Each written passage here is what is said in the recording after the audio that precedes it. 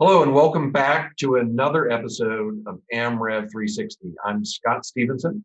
I'm President and CEO of the Museum of the American Revolution in Philadelphia. And for this episode, we'll be discussing a new online experience called Finding Freedom, which explores the experience of people of African descent, men and women in war-torn Virginia in the Revolutionary era. Now, this is a new experience we're putting online through the generosity of the Albert M. Greenfield Foundation.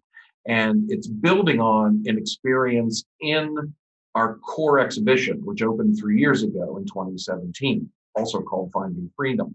That is a digital interactive in the gallery and a life cast tableau of figures representing the lives of people of African descent in war-torn Virginia. So I'm joined today by our very own Adrienne Whaley, who is our Director of Education and Community Engagement at the museum. Matthew Skic is our Associate Curator, and Todd Braisted, perhaps the world's greatest authority on loyalist participation in the American Revolution. Now, we're going to say a lot more about them later on in the show.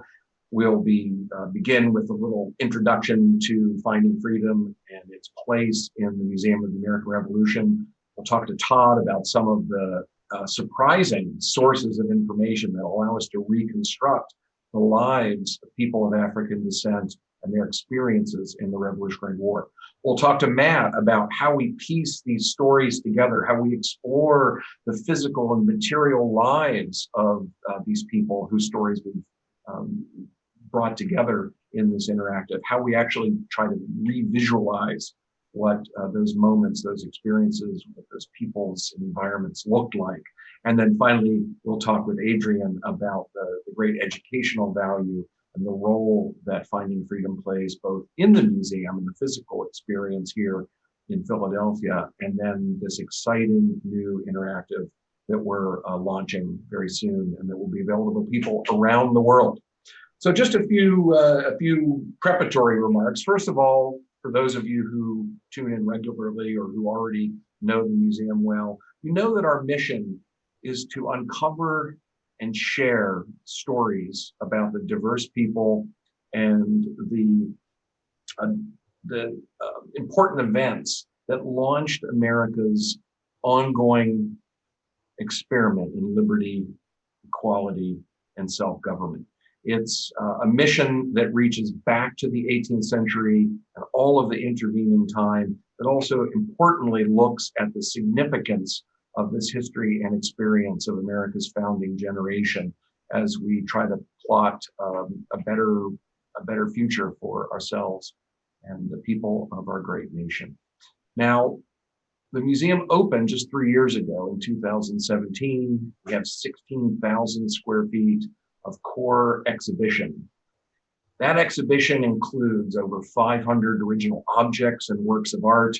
It has immersive galleries, recreated environments, and some digital interactives. It's sort of using the full toolkit of modern exhibits to try to engage our visitors in explorations of the history and the relevance of the American Revolution today. One of the challenges we faced when we were trying to develop this exhibition experience was how to tell a much broader and fuller story of the founding of the nation than had ever been done in a museum before. And that means a commitment to telling the story of people who have often been left out of these founding stories of the United States of America. And in the case of our subject today in Finding Freedom, we were trying to explore a way to talk about the experience of enslaved people who had their own struggles for independence and freedom in the midst of the creation of this nation in the Revolutionary War. And of course, without material culture, without large numbers of paintings or personal items, we had to rely on stories that came up out of written documents from the period. But we wanted to really kind of put complete stories of these people together. So it involved interdisciplinary research. Now, one of the great breakthroughs was discovering a letter, and this came to us through one of our colleagues here in Philadelphia, Dr. Gregory Irwin, who is a professor of military history at Temple University, and has written extensively about the experience of enslaved people in the southern campaigns of the Revolutionary War. Now, he discovered this incredible letter that was written to Benedict Arnold, the famous former American officer who defects to the British Army and becomes a general, and leading an expedition into Virginia in early 1781. He encountered a family, a Pleasance family, that included a large number of enslaved people. And several of those people ran away. They saw that freedom wore a red coat. And this letter recounted the story of a young boy named London Pleasance, who found freedom by putting on the red coat of the British Army. Now, this is a great example of this sort of crowdsourcing approach that we took, reaching out to experts in large number of different fields to try to take an intriguing story like this and flesh it out a little bit more completely. So I want to bring Todd Braisted in because Todd, as I mentioned at the top, has probably read more handwritten pages of records about the Loyalist experience in the American Revolution than any other human that's ever existed. Todd, how's that for a setup? Thank you, Scott. I couldn't have written better.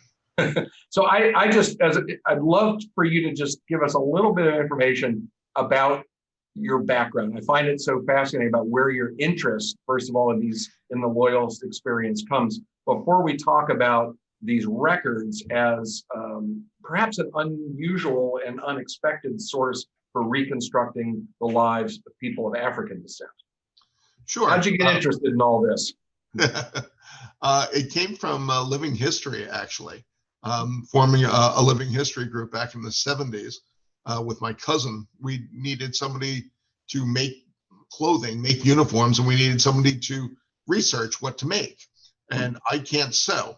So the division of labor became pretty easy at that point. I would do the research. I was about to start high school, and my cousin, who was going to be the sewer, was in Bergen Tech, and he learned to sew, learned to do leather work, and I took off with records, and it never looked back. So here we are today. So why? I think most people who are not specialists would be really surprised when you say, well, I'm studying, colonial Americans who enlisted in the British Army or the military experience of, British forces in the Revolutionary War. What was the relationship between the British Army and enslaved people of African descent? What's behind this sort of treasure trove of documents? It's a mixed relationship, and it depends on who your commander-in-chief is. Sir Henry Clinton, who was the commander-in-chief from 78 to 82, had a good relationship. He actually raised the only Black provincial corps, the Black Pioneers. The person he replaced, however, Sir William Howe, had a very different opinion. When the British started to raise Loyalist regiments for what they call the provincial establishment, sort of American regulars for the British Army, they enlisted Blacks, mostly, undoubtedly, escaped slaves. Howe did not care for that. He created an Inspector General's office, a South Carolinian by the name of Alexander Innes, and Innes did not like this at all. The British Army was generally a white organization. He wanted the provincial corps to follow that lead, and whatever Blacks had been enlisted into the provincial regiments were discharged. Now, when I say that, people can scratch their head and go, well, we thought Lord Dunmore raised a whole regiment of Blacks. And that's beginning of the Revolutionary War, right? Absolutely. And that's true. But they were not what I said was a provincial regiment. Dunmore was the governor of Virginia, And on his own authority, not the Army's authority, he raised and armed a regiment of blacks. When Virginia was abandoned in 1776, when that regiment ended up at New York to join the Army, the British disbanded it, along with any white troops that Dunmore had raised, because he could only raise troops for Virginia, not anywhere else. So all those troops were disbanded once Virginia was abandoned. And from early 1777 on, the provincial forces, other than the core black pioneers, was a white organization with one caveat. Blacks could serve in the provincial forces as pioneers, i.e. laborers, or as musicians, drummers, fifers, and trumpeters. Music, of course, in the 18th century is how armies communicated, both on the battlefield and in camp. It regulated the soldiers' day in camp, and in battle it told troops when to advance, when to fire, when to fall back, when to charge, all that good stuff that you see in the movies. And so they did allow them to serve in such fields. So, and that plays into exactly where we're going with your exhibit. London Pleasance, right? So that when you see the image or you visit the museum and you see London, we placed him in a little tableau or scene with a trumpet over his shoulder. So this is a role then that formerly enslaved people could play, even in a regiment that would have been predominantly white in terms of its rank and file. Correct. The American Legion, which is the regiment that London joined, was Benedict Arnold's corps. You can fill in the irony there. Right. It's not the American Legion my uncles belong to. Yeah. I know that's gonna scratch some heads as well. But yeah, the part of the Legion accompanied Arnold on that Virginia expedition. And two of the troops of cavalry in that Legion, Livingston's and Frink's troops, were a part of it. And through the muster rolls, which are these documents, some of these documents that we're talking about here, there he is. He shows up. He and several others show up on the rolls of the American Legion. And it's interesting, since we're talking documents, well, what is a muster roll? It's not something you put a hot dog on. It's so many documents exist today that are finance related. A muster roll is a list of soldiers who are being paid. From a muster roll, you list all the soldiers in that company, then all the companies of that regiment, and then you create a pay abstract. That's why clerks and adjutants were in great demand back then. And then you figure out how to pay these folks. And that's why these documents sort of exist. I'll reckon, as you mentioned, I looked through a lot of documents. I'm going to say 75% of all the documents that I've seen are in one way or another finance related. But when you've got to pay people, they leave breadcrumbs through history. Yeah, and thank God they did. Yeah. I mean, as a so I'm really eager, sort of fast forwarding to the to a very important document that you found. Of course, we were it started with this letter that Dr. Irwin found, sort of this intriguing story. We reached out to you, Todd, to sort of flesh out what London's military story was after he joined the British Army, some of the actions that he would have taken part in. We found him in this very significant document called the Book of Negroes, which the British Army compiled when they were leaving New York in 1783 with all of the people of African descent who were being put on ships to be given their freedom and taken initially to Nova Scotia. So we knew that told us London Pleasance, the corps that he was in, the fact that he was a trumpeter, the fact that he had a friend who we actually depict in the tableau who also enlisted and became a trumpeter, but we didn't know what happened to him. And it was very intriguing, of course, to think about and wish that here's someone, who was enslaved, who found freedom by putting on a red coat. We knew got on a ship for Nova Scotia, but didn't know what happened. And What did you find in the end?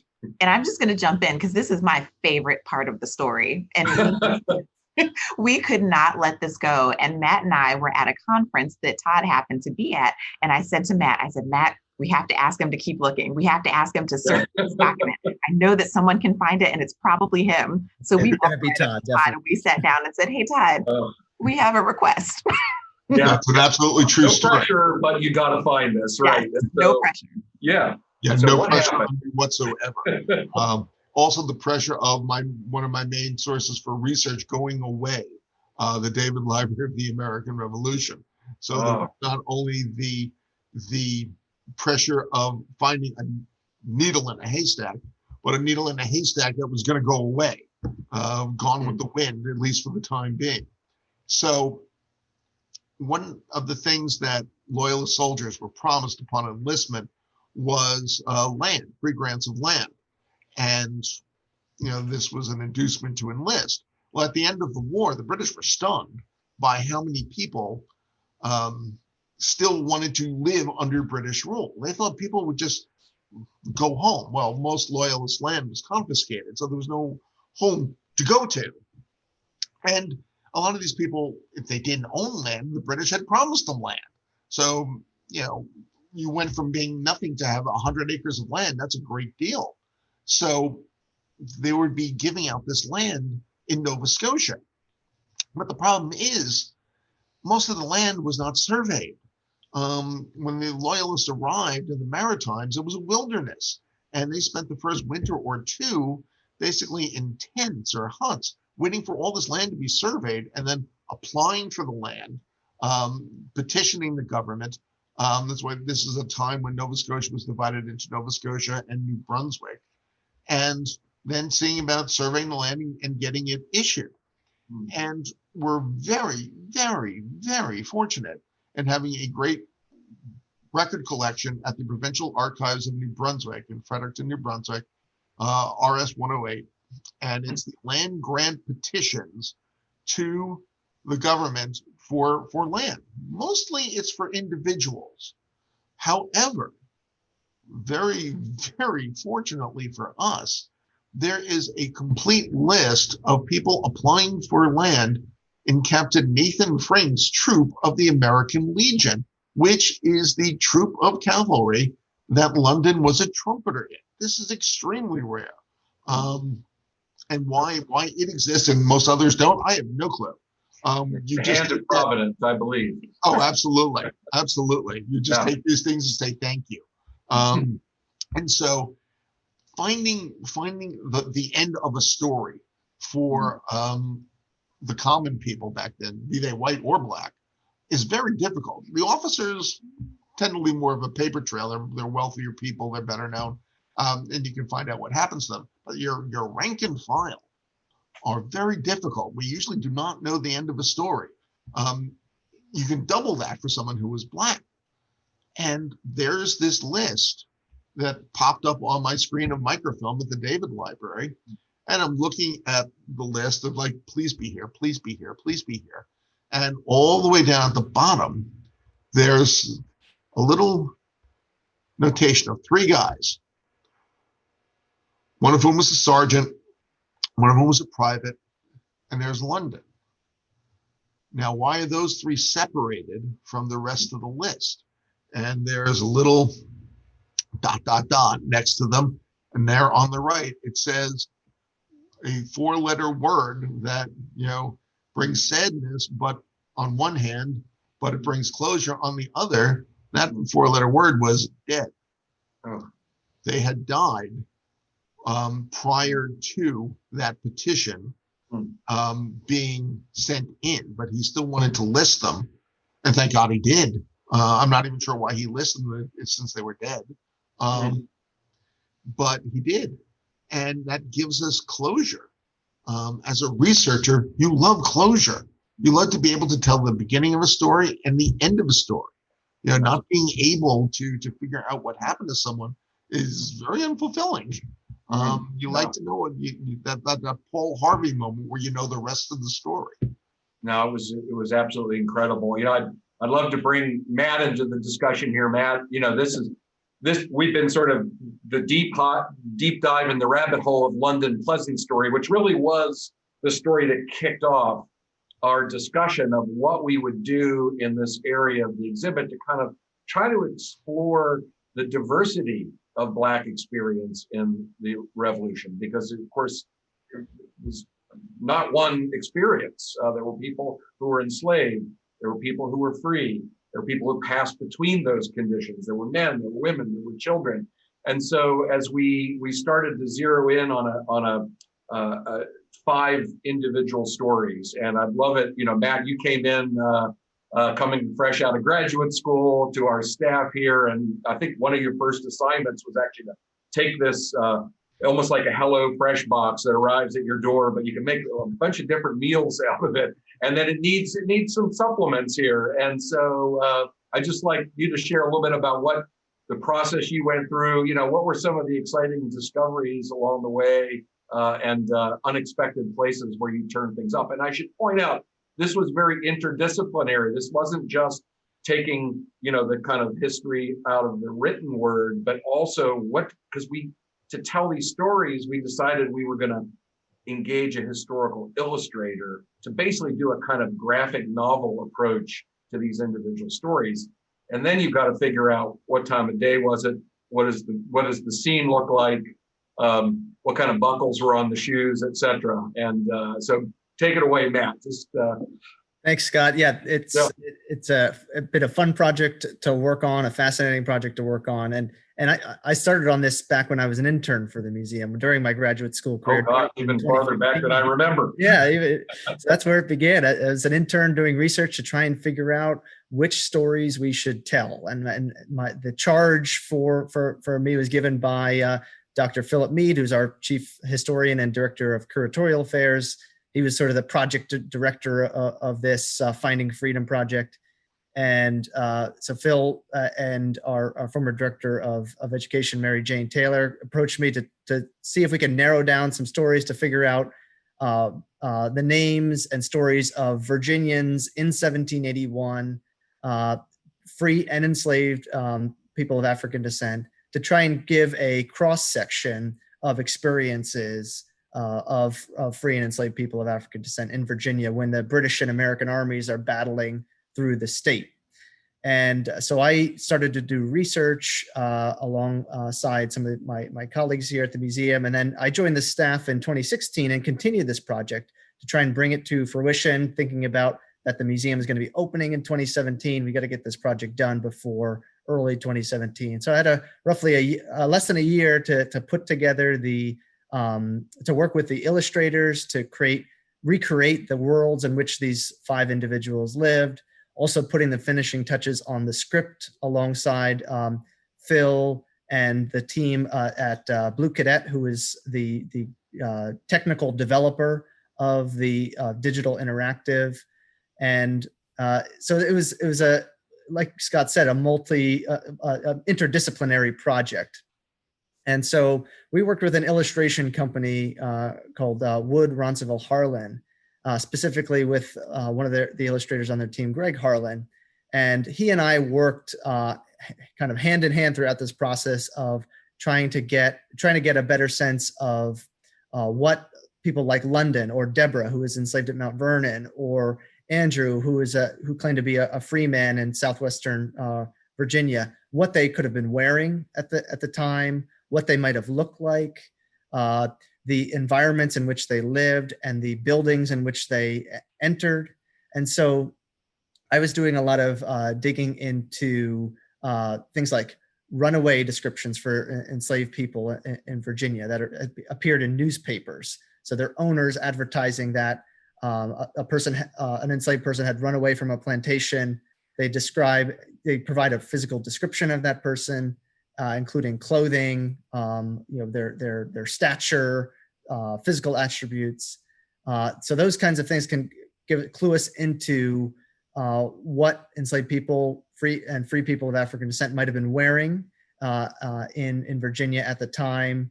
I also used things like Google Street View and Google Maps to try and pinpoint, like the satellite function, to try and pinpoint and get a better sense of the topography of the areas in which these people were walking, to see if any 18th century buildings still survive from that region. So you can see some of those details included in the background of the images.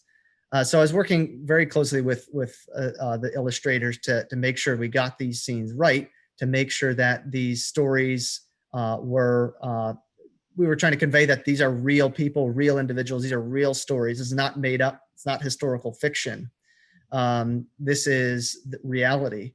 And so we wanted to get the details right, because those details matter when you're trying to convey authenticity. And so it was a fun project to work on in that aspect. Yeah. No, it was great. It was great. So Adrienne, in a lot of ways, you were a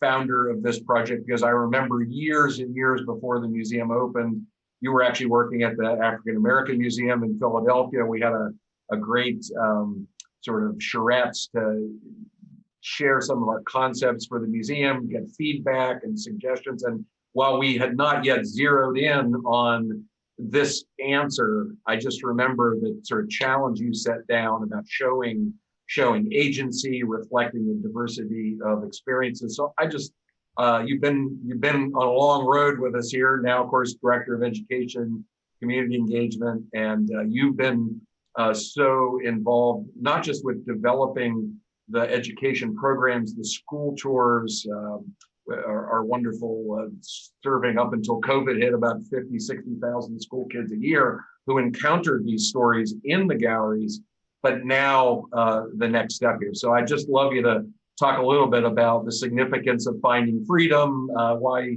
you're excited, and what's sort of next. What are we happy to announce here?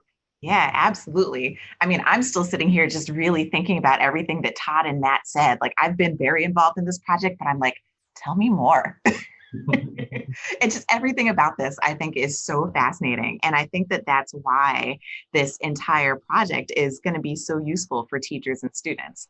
So we've got this amazing resource that's built into the galleries in this area where we're talking about the possibility of freedom having a red coat. But how is it that we're going to take this and get it outside of our museum walls?